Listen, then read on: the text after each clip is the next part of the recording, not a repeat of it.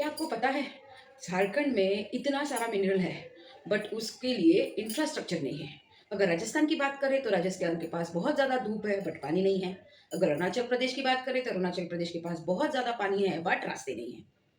इसका मतलब हमारे देश की हालत कुछ ऐसी है जैसे किसी के पास बैट है तो बॉल नहीं है, बॉल है तो स्टंप नहीं है, स्टंप है तो ग्लोव्स नहीं है। अब ये जो पूरी प्रॉब्लम है उसको ठीक कैसे करें?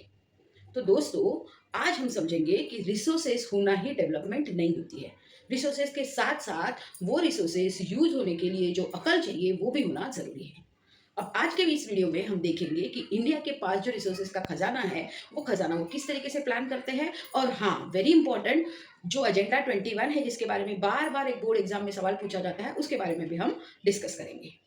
तो बच्चे आगे बढ़ते हैं और इस चैप्टर में हम आज क्या क्या कवर करने वाले हैं उसके बारे में डिस्कस करते हैं। तो आज के इस टॉपिक में हम डिस्कस करेंगे सस्टेनेबल डेवलपमेंट क्या होती है, एजेंडा 21 क्या होता है, resource planning is necessary why, और रिसोर्स प्लानिंग के स्टेजेस कौन से होते हैं।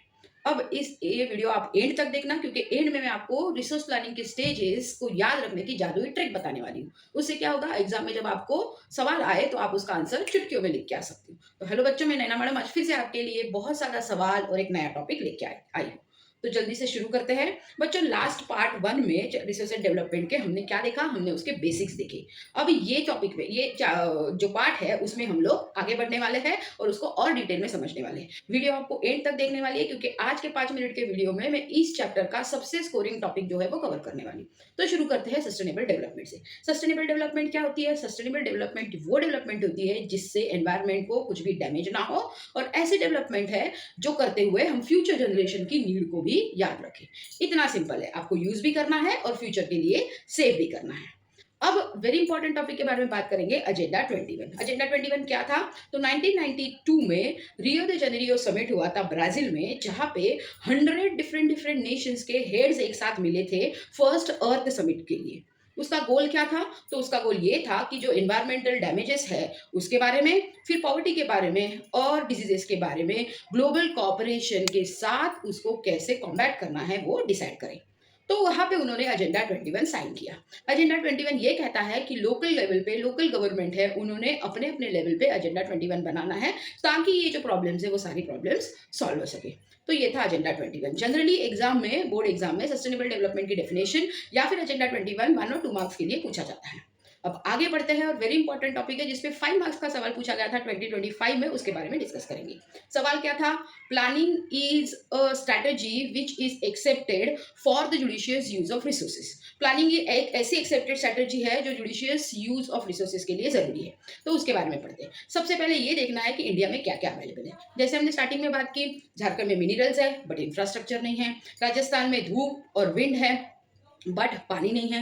अरुणाचल प्रदेश की बात करें तो अरुणाचल प्रदेश में रिवर्स की वजह से बहुत ज़्यादा पानी है बट वहाँ का इंफ्रास्ट्रक्चर डेवलप नहीं है। इसका मतलब क्या है? हर स्टेट में हर चीज़ है ऐसा नहीं।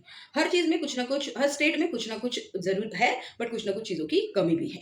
ओके, अब आगे बढ़ते हैं और हम ये समझते हैं कि प्लानिंग क्यों इंपॉर्टेंट है। रिसोर्स प्लानिंग की करने से क्या होता है बच्चों, हमें समझ में आता है कि कौन सी रिसोर्सेज कहाँ पे अवेलेबल है और उसका हम सही समय पे और सही क्वांटिटी में यूज कर पाते हैं ताकि वो ओवर एक्सप्लॉइट नहीं हो, ओवर यूज ना हो।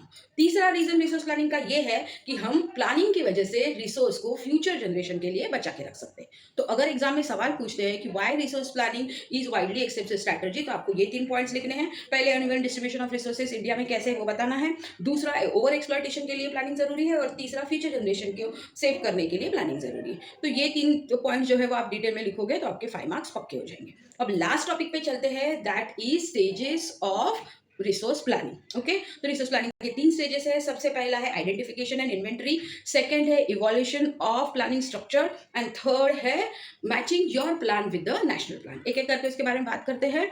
अभी आइडेंटिफिकेशन ऑफ इन्वेंटरी, और इन्वेंटरी मतलब क्या होता है, तो देश में, पूरे देश में सर्वे किया जाता है कौन सी रिसोर्सेज कहाँ पे किस क्वांटिटी में किस क्वालिटी में अवेलेबल है, उसका एक रिपोर्ट मैप के थ्रू बनाया जाता है। सो दैट इज हो गया आइडेंटिफिकेशन। अब सेकेंड स्टेज होती है इवॉल्विंग अ स्ट्रक्चर। इसमें हम क्या देखते हैं, तो हम ये देखते हैं कि कौन सी रिसोर्सेज कहाँ पे है और वो रिसोर्सेज यूज करने के लिए हम टेक्नोलॉजी डेवलप करते हैं, हम इंस्टीट्यूशंस डेवलप करते हैं और क्या डेवलप करते हैं, स्किल्स डेवलप कर सकते हैं ताकि वो रिसोर्सेज हम डेवलपमेंट के लिए यूज कर सकें। थर्ड स्टेज में जो भी हमने प्लान से आइडेंटिफाई किया होता है, जो स्ट्रक्चर इवॉल्व किया होता है, वो प्लान को हम नेशनल प्लान, हमारे 5 ईयर्स प्लान होते हैं नेशंस के, तो वो नेशनल प्लान के साथ मैच कर देते हैं। तो ये 3 स्टेजेस है। अब ये 3 स्टेज, जैसे मैंने स्टार्टिंग में आपको कहा था, ये 3 स्टेजेस को याद रखने की एक सिंपल सी ट्रिक मैं आपको बताने वाली हूँ। जनरली हम बोलते हैं आई एम गुड बॉय और आई एम गुड गर्ल, तो उसमें का आई एम याद रखो। How you spell it? IAM। उसका ए हटा देना है और ई याद रखना है। क्या याद रखना है आपको? IEM। I for inventory and identification, E for evolution of structure and M for matching your plan with the national plan. अगर ये आप 3 ट्रिक्स याद रखो और इसको डिटेल में एक्सप्लेन कर दोगे तो आपके 3 मार्क्स पक्के हैं। तो बच्चों, आज हमने क्या देखा? हमने ये देखा कि सस्टेनेबल डेवलपमेंट क्या होती है, वेरी इंपॉर्टेंट एजेंडा 21 क्या है, रिसोर्स प्लानिंग की जरूरत क्यों है, और लास्ट में हमने देखा डिफरेंट स्टेजेस ऑफ डेवलपमेंट क्या होती है। तो आज के ये पार्ट 2 वाले वीडियो में हमने ये सारी चीजें कवर की है। नेक्स्ट पार्ट 3 वाले वीडियो में हम क्या देखेंगे? हम देखेंगे लैंड यूज पैटर्न क्या है इंडिया का, डिफरेंट टाइप्स ऑफ सॉइल्स क्या है, उसका मैप वर्क भी मैं आपको डिटेल में समझाने वाली हूँ। वो बहुत इंपॉर्टेंट मैप है, तो नेक्स्ट वाला वीडियो भी आपको मिस नहीं करना है। और आगे हम पढ़ेंगे कि सॉइल इरोजन क्या होता है, लैंड डिग्रेडेशन क्या है और उसके सोल्यूशंस क्या है। तो आज के वीडियो में बस इतना ही। जल्दी मिलेंगे नेक्स्ट वीडियो में। तब तक के लिए धन्यवाद। थैंक यू एंड जय हिंद।